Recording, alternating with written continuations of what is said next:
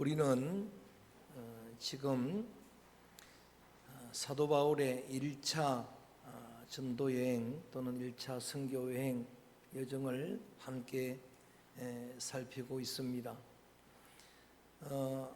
지중해에서 세 번째로 큰 바나바의 고향인 그레데 섬에 특별히 바보라고 하는 지역에서 하나님이 예배에 놓았던 영혼, 로마가 파송한 스교 바울이라고 하는 총독, 그의 마음을 열고 복음을 영접하는 바울 선교 여행의 1차 선교 열매가 스교 바울입니다. 영향력 있는 한 사람을 구원시키고 이제 오늘날 터키 지역인 이 소아시아 갈라디아 지역, 그래서 배를 타고 우리 지난번에 함께 나누었던 버가라고 하는 그런 항구 도시에 도착하게 되고, 거기서는 특별한 일은 없고 함께 수행했던 바나바의 생질인 마가가 선교 여정을 예상하고 밤에 몰래 예루살렘으로 도망가는 그 사건만 기록되고 있습니다. 그리고 이제 지난 시간에는 비시디아 안디옥 지역, 비시디아 지역의 안디옥이라고 하는 그런 도성에 이르게 되고, 거기서 하나님의 선지자들의 글을 아는 그런 회당장을 비롯한 지도자들의 요청을 따라서 바울의 최초의 전도 강연, 선교 전도 설교하는 그런 장면을 함께 나누었습니다. 말씀의 전달자라고 하는 제목으로 말씀을 나누었는데, 메신저인 바울의 설교의 핵심은 맨 번째는 다시 한번 따라합니다. 사랑의 하나님. 첫 번째 메시지는 하나님은 사랑이시다라고 하는 메시지를 전했습니다. 지난 시간에는 두 가지를 했지만 세 가지를 강조했습니다. 첫째는 선택해 주신 사랑, 나를 선택하신 것은 전적인 하나님의 은혜고 사랑이었다. 또 하나가 인도해 주신 사랑입니다. 지금까지 40년 이스라엘 백성의 광야길을 인도하셨던 것처럼 인도해 주신 분은 하나님인 줄로 믿습니다. 그 인도는 하나님의 사랑이었다라고 하는 그런 의미고, 또 하나는 인내하고 참아주고 기다려주신 사랑이다. 40년을 이스라엘 백성들을 참아주시고 기다리신 하나님이었다라고 강조했습니다. 두 번째 메시지는 따라합니다. 신실하신 하나님. 하나님은 신실하시다. 하나님은 약속을 시근치 않는 분이다. 하나님은 약속하신 언약대로 예수 그리스도를 이 땅에 보내주신 하나님이다. 신실하신 하나님이 저와 여러분 우리의 하나님인 줄로 믿습니다. 세 번째 메시지는 십자가 복음입니다. 성경대로 죽으신 예수 그리스도, 그의 십자가와 그의 죽음은 능력이다, 복음이다라고 하는 메시지였습니다. 그 보혈로 우리의 모든 죄가 씻어지고 우리가 의롭게 되는 줄로 믿습니다. 마지막으로 그의 메시지는 부활의 복음이었습니다. 그렇게 십자가 지신 예수 그리스도, 죽으신 예수를 하나님이 살리심으로 우리에게 산 소망을 심어 주셨다는 겁니다. 썩어질 인생들이 영생하게 되는 산 소망을 심어 주셨는데, 이 복음으로 승부한, 말씀으로 승부한 바울의 설교에 많은 사람들의 마음이 열리고 예수를 영접하는, 믿음으로 구원을 얻는 그런 열매들이 맺힌과 동시에 이 바울의 일행을 집요하게 반대하는 핍박자들도 있었다. 그게 지난 시간 이야기입니다. 그래서 이제 사도 바울은 그 비시디아 안디옥을 떠나서 바울의 선교 원리는 예수님이 말씀해 주셨던 것처럼 박해자가 있으면 그곳 발에 먼지도 떨어버리고 떠나는 겁니다. 그래서 가까운 동네가 아니라 그랬어요.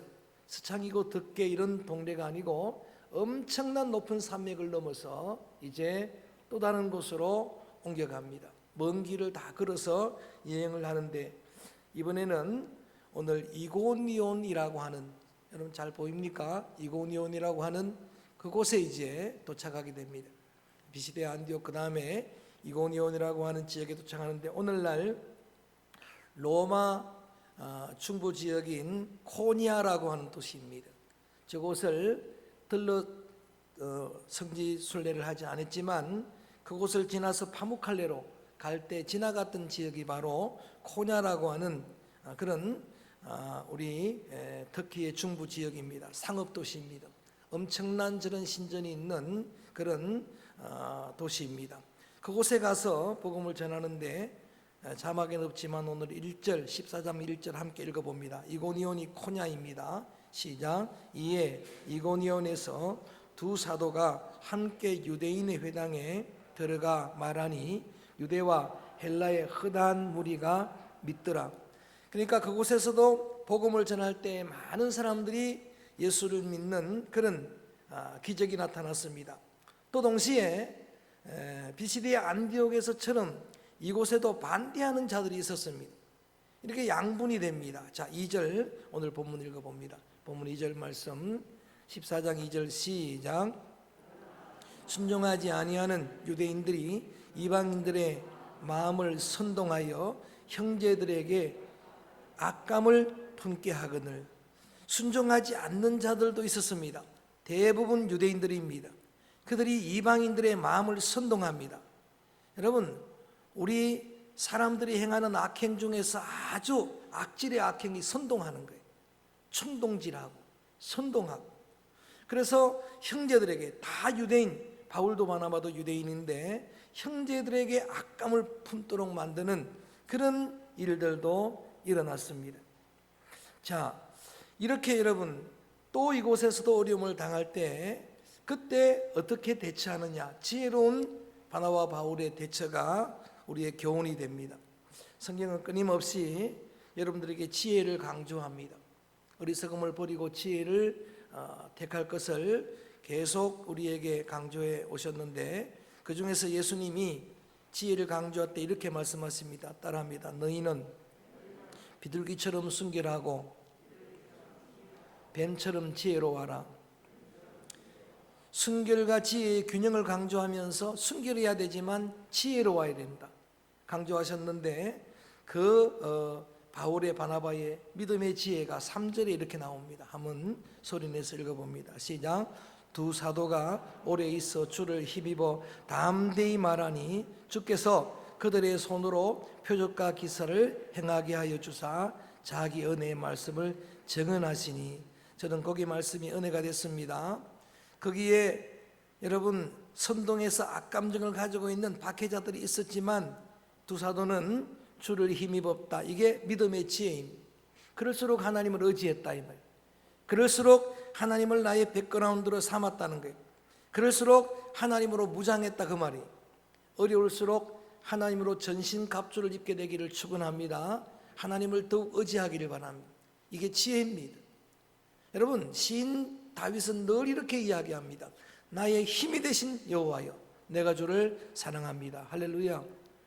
여러분 다윗의 믿음의 지혜는 언제나 힘들 때마다 하나님을 의지하는 하나님을 힘입는 지혜였어요. 그분이 내 힘이 되신다. 그분이 나의 반석이시다. 그분이 나의 산성이시다. 그분이 나의 성곽이 되신다. 지혜입니다. 그렇게 지혜롭게 대처를 하게 되는데 그런데 여러분 이들 중에는 그렇게 지혜롭게 믿음으로 담대히 증언하는 그들을 심지어 5절에 보니까 돌로 치려고 합니다. 모욕하고. 여러분 당시의 무기 중에 제일 무서운 게 돌입니다. 돌 들면 다 도망갑니다. 우리 어릴 때도 싸움할 때 돌 들면 다 도망가는 거예요. 이게 돌이 제일 무서운 거예요. 근데 저는 돌을 한 번도 든 적이 없습니다. 맞아본 적은 있지만 든 적은 없는데 여러분 스데반이 돌로 맞아 순교했죠. 아간이 돌무덤에 갇혔죠. 또 이렇게 반대하니까 이 반대하는 자들 또 그들을 뒤로하고 이제 미련 없이 그곳을 또 떠납니다. 그래서 이번에는 어디에 도착하는가? 6절 읽어봅니다. 6절 말씀 소리내서 함께 읽어봅니다. 시작.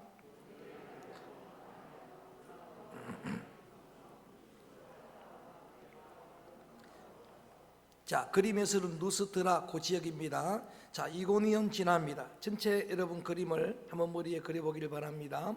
비시디아 안디옥에서 이고니온 가고 이고니온에서 루스드라로 가는 게, 루스드라라고 하는 이 지역은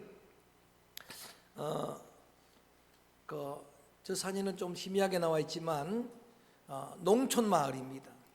당시에 코냐는 굉장한 상업 도시라고 하면 조그마한 농촌 마을인데, 이곳이 유명한 것은 바울의 믿음의 아들 디모데의 고향입니다.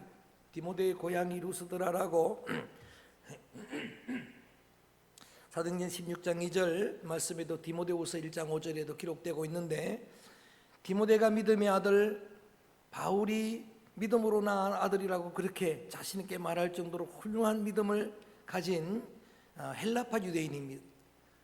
아버지는 헬라 사람인데 어머니가 유대인이니까 유대인 거예요. 그래서 우리 성경에 보면은 로이스라고 하는 외조모의 신앙, 유니게라고 하는 어머니의 신앙을 본받았다 그랬죠. 그러니까 어머니가 신앙이 좋으면 그건 유대인으로 인정을 하는 거예요. 그래서 그렇게 믿음으로 훌륭하게 자라서 바울의 동역자가 되었던 그 디모데의 고향, 이렇게 기억하면 되겠습니다.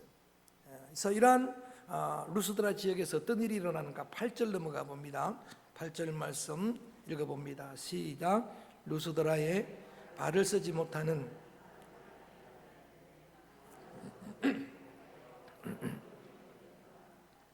루스드라에서 복음을 전할 때 하나님께서 성령으로 믿음으로 솟아가는 이들에게 큰 기적이 따르도록, 표적이 따르도록 했는데, 거기서 누구를 만나는가, 이름은 알 수 없습니다만 발을 쓰지 못하는 나면서부터 안전병이었던 한 사람을 만나게 됩니다.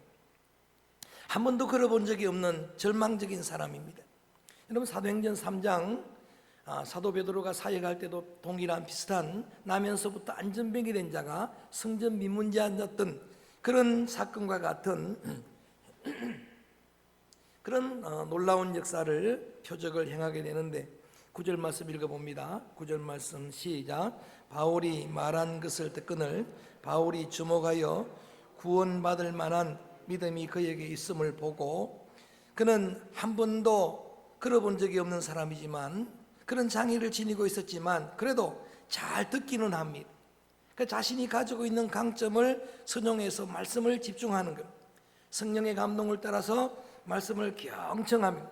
그랬더니 바울은 또 믿음의 통찰력을 가지고 그 사람 안에 있는 속에 구원 얻을 만한 믿음이 보이는 거예요. 믿음이 보이도록 되어 있어요.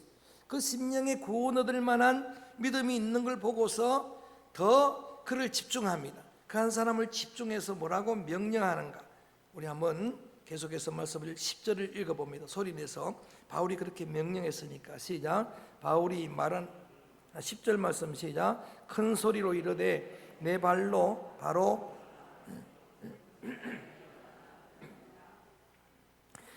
큰 소리로 명령을 합니다. 내 발로 바로 일어서라 명령했더니 그 사람이 일어서는 기적이 나타났습니다. 바울이 행했던 일을 제가 비평할 생각은 없지만 조금 아쉬운 마음에 베드로와 비교해 봅니다. 베드로는 사도행전 3장에 뭐라고 이야기하는가? 그렇게 명령하지 않고 은을 금을 요구하는 그 사람에게 은은 금은 없지만 내게 있는 것으로 주노니, 그러고 뭐라고 명령합니까? 나사렛 예수의 이름으로 일어나 걸어라 했는데, 바울은 그 말을 딱 빼놓습니다. 그러니까 바로 명령합니다. 안전병이를 향해서 일어나라 그러라 했더니 걸었는데 이게 큰 부작용이 생기는 거예요. 그래서 여러분은 어떤 기적을 행하더라도 여러분은 꼭 앞에 이렇게 붙여야 합니다. 나사렛 예수의 이름으로 일어나 걸어라. 할렐루야. 이걸 안 했더니 어떤 일이 일어나는가? 자막 없지만 11절 볼까요? 11절 읽어봅니다. 이런 일들이 일어나는 거예요. 이런 소동이 일어나는 겁니다. 시작. 루기오니아 방언으로 소리 질러 이르되. 자, 한번 생각을 해보십시다. 여러분, 이 루기오니아는 아자가 들어가니까 도란 말입니다. 그 지역에 지금 루스드라에 와 있는 거예요. 자, 그 지역의 방언 사투리로 사람들이 하는 이야기. 그러니까 예수의 이름으로 명령합니다 안 하고 바울이 바로 명령을 했더니 이 사람들은 이 바울은, 이 바나바는 신이 사람의 모양을 입고 온 사람이다. 그러니까 신으로 생각을 하는 거예요. 신으로 간주를 하게 되는 겁니다. 그래서 어떤 신으로 간주하는가? 12절 말씀 소리내서 읽어볼까요? 시작. 바나바는 제우스라 하고 바울은 그 중에 말하는 자이므로 헤르메스라 하더라. 옛날 성경에는 스스와 흠에 이렇게 되어 있는데 그 스스가 뭔가 확인했더니 제우스 신이에요. 로마 신화의 그리스 신화에 나오는 주피터라고 하는 제우스 신은 신들 중에 신입니다. 태양신입니다. 하늘의 신입니다. 그리고 모든 천둥과 비와 바람을 주관하는 최고의 신. 그러니까 바나바를 그렇게 생각한 거예요. 왜냐하면 바나바는 아무 말도 안 하고 묵묵히 있으니까 더 높은 사람인가 보다, 높은 신인가 보다 생각을 했고, 계속 설교하는 바울은 헤르메스는 주피터 신의 제우스 신의 아들입니다. 아들인데 어떤 일을 하는가? 신의 대변인입니다. 신의 변호사예요. 그래서 웅변의 신, 늘 신을 대신해서 말하는, 왜냐하면 계속 말은 누가 합니까? 말은 바울이 하니까. 그래서 이 바울은 헤르메스다, 머큐리라고 하는 그런 신이다라고 그렇게 생각을 한 거예요. 제가 자료를 조사해 보니까 루스드라 지역에 이 두 신당이 있습니다. 그 사람들은 이 신을 자기들의 신으로 모시고 있는 사람이에요. 그래서 신당을 만들어 놓고 터키를 여행하다 보니까 곳곳에 제우스 신전이 있습니다. 신당이 있고 또 많은 우상들이 있어요. 여러분 자료가 다 나오는데 지금 다 여러분들에게 소개하지는 않습니다. 그래서 그 동네에는 특별히 제우스 신과 헤르메스 신을 섬기는 신전이 있는데 그들은 어떻게 믿고 있는가? 이 두 신이 떠나가면서 약속을 했다는 거예요. 다시 오겠다. 예수님이 재림을 약속한 것처럼 다시 올 것이라고 그렇게 이제 약속을 하고 떠난 신이 언젠가는 올 텐데 기다리고 있는데, 한 사람 바울이 서서 명령하니까 안전병기가 일어나요. 그러니까 어떤 생각을 하는가? 그 신이 재림에 왔다, 이런 생각을 하는 거예요. 그 모습을 보고 그 소동을 지금 당하면서 얼마나 이들이 놀랐겠습니까? 그래서 14절 말씀, 이렇게 여러분 그 모습을 지켜봤던 사도들이 대응을 합니다. 14절 소리내서 읽어볼까요? 시작. 두 사도 바나바와 바울이 듣고 옷을 찢고 무리 가운데 뛰어들어가 소리질러. 그냥 기가 막힌 이야기. 지금 제우스 신과 헤르메스 신이라고 생각을 하고 그들이 재림했다고 생각하고 그들 앞에 제사를 드리려고 소를 잡고 그들 앞에 제사를 드리려고 돼지를 잡고 하는 그런 모습이 보이는 거예요. 사람 앞에 지금 제사를 드리려고 하니까 다급한 나머지 옷을 찢으면서 15절 오늘 본문으로 읽었던 말씀이 이렇게 말하는 겁니다. 15절 말씀 시작. 이르되 여러분이여 어찌하여 이러한 일을 하느냐? 우리도 여러분과 같은 성정을 가진 사람이라 여러분에게 복음을 전하는 것은 이런 헛된 일을 버리고 천지와 바다와 그 가운데 만물을 지으시고 살아계신 하나님께로 돌아오게 함이라. 아멘. 옷을 찢으면서 청중들 사이로 들어가서 그들이 외친 이야기를 오늘 주목해 보면은 어떻게 이런 일을 행합니까? 우리도 여러분과 같은 성정을 가진 사람입니다. 성경에는 호모라고 하는 단어가 들어가는 헬라어인데 호모가 사람이란 뜻이에요. 호모 사피엔스, 호모 많이 들어봤죠? 그래서 지금 이렇게 조금 어려운 말로 우리는 여러분과 같은 성정을 가진 사람이라 그랬는데 그걸 제가 좀 줄여서 이렇게 제목을 정했습니다. 따라합니다. 우리도 사람이라. 어떻게 이 말이 나왔습니까? 자신을 향해서 신이라고 생각을 하고 그 앞에 제사 드리려고 항소를 잡으려고 하는 그들을 막았으면서 하는 이야기가 우리도 같은 성정을 가진 사람이라, 같은 인간의 본성을 지닌 인간이라고 하는 이야기. 여러분, 사도 베드로가 고넬료가 자신을 향해 절할 때 이렇게 세우면서 했던 말하고 똑같죠. 믿음의 사람들은 이렇게, 여러분, 위기 때에 하나님을 의지하고 하나님을 힘입는 것도 지혜지만 지혜 중에 하나는 여러분 번영의 때에, 형통할 때에 교만하지 않는, 그때에 오히려 여러분 그 형통이라고 하는 위기를 지혜롭게 넘어가는 그것이야말로 더 훌륭한 지혜예요. 그러니까 더 위기는 형통할 때입니다. 잘 될 때입니다. 사람들이 환영할 때예요. 많은 말씀 드리지 않습니다. 저는 두 가지 메시지를 오늘 본문을 가지고 여러분들에게 전합니다. 이런 일들 우리 삶의 현장에서 만나게 될 때에 딱 두 가지만 생각하면 돼요. 모든 영광은 하나님께 돌리는 겁니다. 오직 하나님께만 영광. 시작. 오직 하나님께만 영광. 솔리데오 글로리아. 장신대 들어가면은 거기에 바위에 새긴 글자예요. 오직 하나님께만 영광. 이사야서를 제가 성서신학에서 강의하고 있는데 이사야 선지자가 하나님 말씀을 대언할 때 너무나 중요한 말씀을 하셨어요. 하나님은 자기 영광을 잃지 않는 분이다. 자기 영광을 누구에게도 빼앗기지 않는 분이다. 할렐루야. 그래서 꼭 두 가지만 기억하라고 권면하는 내용이 그거예요. 어떤 영광의 자리에 서게 되더라도 여러분 하나님의 영광을 가로채면 안 됩니다. 할렐루야. 그 가로채면 우상이 이단이 되는 겁니다. 그래서 두 가지를 마음에 새기면서 따라합니다. 주님의 영광을 가리지 말라.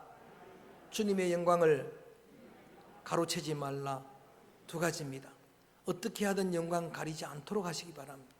하나님 영광 막지 않게 되기를 축원합니다. 그것도 중요하지만 그런 존귀한 자리에서 주님의 이름으로 여러분 믿음 생활하고 사역할 때에 영광의 자리에 처하게 될 때 있습니다. 그때에 그 영광 가로채면 안 됩니다. 그래서 이 고백이 중요한 거예요. 우리도 똑같은 성정을 지닌 사람입니다. 한순간도 잊으면 안 돼요. 여러분 엘리야 이야기할 때 성경에 북이스라엘에서 가장 뛰어난 어쩌면 여러분 엘리사와 함께 유의한 선지자 아닙니까? 그런데도 성경은 이렇게 이야기합니다. 엘리야도 우리와 성정이 똑같은 사람이라. 엘리야도 신이 아니라 이거예요. 엘리야도 번아웃되고 아브라함도 실족하고 여러분 다윗도 실족하고 이게 인간이란 이야기예요. 지난번에 마가가 돌아간 일을 여러분들은 마가를 굉장한 못된 사람으로 말할지 모르지만 저는 이해가 돼요. 인간적인 마가가 아주 정이 가요. 그렇잖아요. 똑같은 인간이에요. 그래서 이렇게 여러분 사람을 그렇게 그 위기를 막았으면서 17절 말씀 이렇게 헛된 짓 하지 않게 하려고 내가 복음을 전하는데 그리고 영광 받으실 분은 오직 한 분입니다. 17절 소리내서 읽어볼까요? 시작. 적은하지 아니한 것이 아니니 곧 여러분에게 하늘로부터 비를 내리시며 길실기를 주시는 선한 일을 하사 음식과 기쁨으로 여러분의 마음을 만족하게 하셨느니라 하고 모든 역사를 주권하시는 분은 하나님이심을 믿습니까? 이 가을의 계절을 또 맞게 하시는 분은 하나님이신 줄로 믿습니까? 결실을 주시고 그 열매를 기쁨으로 여러분 추수하게 하시는 분은 하나님이신 줄로 믿습니까? 그거를 증거하면서 우리는 사람이니까 우리에게 하지 말고 하나님께만 영광을 돌리세요. 그 이야기예요. 이걸 하게 하려고 내가 복음을 전하고 있습니다. 이 어리석은 일들을 막아내려고 내가 그리스도의 십자가 복음을 전하고 있습니다라고 그렇게 강력하게 하나님의 영광을 가로채지 않고 영광을 오직 하나님께만 돌리는 믿음의 사역이 루스드라에서 있었던 사역입니다. 여러분 너무나 극과 극입니다. 이렇게 신처럼 여기면서 그렇게 숭상하려고 하는 사람들도 있었던 반면에 여러분 루스드라에서도 너무나 큰 박해가 있었어요. 19절 말씀 읽어봅니다. 그러니까 이 두 가지가 늘 같이 있는 거예요. 한쪽에서는 마음을 열고 영접하고 그를 따르고 믿고 구원하는 사람이 있는 반면에 한쪽에서는 지독하게 박해하는 자들이 있고 또 이렇게까지 루스드라 사건은 그래서 중요합니다. 특히 한 시골 마을에서 행한 일이었지만 중요한 건 19절 읽어볼까요? 시작. 유대인들이 안디옥과 이고니안에서 와서 무리를 충동하니 그들이 돌로 바울을 쳐서 죽은 줄로 알고 시외로 끌어내치는. 그러니까 루스드라에서는 이런 일이 있었다라고 여러분 꼭 새겨놔야 돼. 이게 나중에도 계속 나오기 때문에 그래요. 바울이 결정적인 순간에 이 간증을 하기 때문에. 그 사건이 어디서 있었는가? 루스드라에 오늘 본문에서 있었던 사건이. 한쪽에서는 신처럼 숭배하는데 한쪽에서는 그렇게 조금 전에 복음을 전했던 이고니온에서 또 비시디의 안디옥에서 여러분 출장까지 갑니다. 그 사람들이 유대인들이 원정까지 갑니다. 바울의 선교 사역에는 이런 일들이 많아요. 그런 열정을 가지고 찾아가서 또 사람들을 충동해서 이번에는 진짜로 돌로 쳤습니다. 그래서 죽은 줄 알고 성 밖으로 끌어냈습니다. 죽은 줄 알았다. 바울은 간증할 때 그반 죽었다 그랬는데 실제로 죽었어요. 고린도후서에서 13장에서 사도 바울이 이것을 간증하면서 그런 이야기를 합니다. 내가 사도인 걸 너희들이 하도 그렇게 불평을 하고 원망을 하니까 내가 말 안 하려고 했는데 부득불 이 이야기 하겠다. 나는 예수님을 만났을 뿐만 아니라 예수님의 사명을 받았을 뿐만 아니라 성령이 나와 함께 하시는 사역을 감당했을 이런 일들도 너희들에게 분명한 표징이 되겠지만은 나 그렇게 급한 죽었을 때 하늘나라 갔다 왔다. 할렐루야. 얼마나 대단한 거예요. 삼층천을 구경하고 왔다. 그러니까 그 땅이 얼마나 영광의 광채가 있는 빛의 나라였으면 지금도 가고 싶다. 지금도 가고 싶은데 하나님이 생명을 남겨주시니까 그 나라를 사모하면서 그 나라에 갈 걸 내가 기대하고 있다. 그렇게 간증하는 게 오늘 이 사건이. 자, 이렇게 해서 급한 돌로 쳐서 죽게 되었을 때 성 밖으로 빼냈지만 그럼에도 불구하고 계속해서 그는 다시 일어나서 복음을 전하게 됩니다. 22절 여전히 복음을 전합니다. 22절 말씀 시작.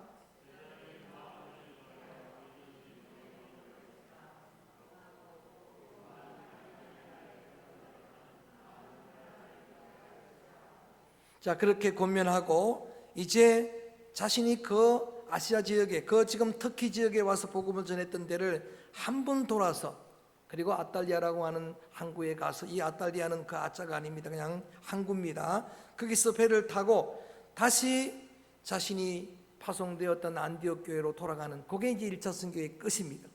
오늘로서 1차 선교행이 끝납니다. 22절 선교 보고는 간단하게 이렇게 기록하고 있습니다. 선교를 다 마쳤습니다. 이제 1차 선교를 마치고 돌아와서 안디옥 교회 성도들에게 이 말 한마디로 지금까지 있었던 기간이 꽤 깁니다. 우리는 간단하게 한 장으로 읽었지만 굉장히 긴 시간 복음을 전했던 선교 보고서를 이렇게 마무리합니다. 27절 말씀 읽어봅니다. 27절 시작. 그들이 하나님이 함께 행하신 모든 일과 이방인들에게 믿음의 문을 여신 것을 보고하고.